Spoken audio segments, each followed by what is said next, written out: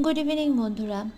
বিকালে যখন বাচ্চারা কি খাবে বলে পাগল করে দেয়, তখন ঠিক আমার মতো এরকমভাবে সবজিগুলোকে কুচি কুচি করে তারপর বিভিন্ন মশলা দিয়ে মাখিয়ে আপনারা বানিয়ে ফেলতে পারেন সুন্দর এই পাকোড়া। আর এই সবজি পাকোড়া কিন্তু বাচ্চাদের জন্য খুব ভালো, সবার জন্যই ভালো, কারণ এটা সবজি আছে। আর সবজি তো বরাবরের জন্যই ডাক্তাররাও সাজেস্ট করে যেন বাচ্চাদেরকে মাছ মাংসের সাথে সাথে যেন আমরা সবজিটাও দিয়ে দিই। তো দেখা যায় যে বাচ্চারা ভাতের সাথে সবজি খেতে চায় না, তখন তাদেরকে এভাবে সুন্দর ফ্রাই করে দিলে সবজিটাও খাওয়া হয় আর ভিটামিনটাও পাওয়া হয়ে যায়।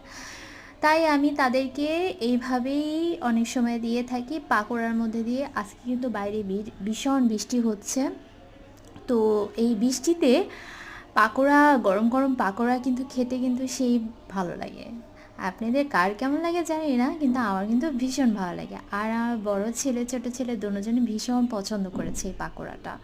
আপনারাও চাইলে বানিয়ে ফেলতে পারেন বাচ্চাদের টিফিনে কিংবা বিকালে নাস্তায়।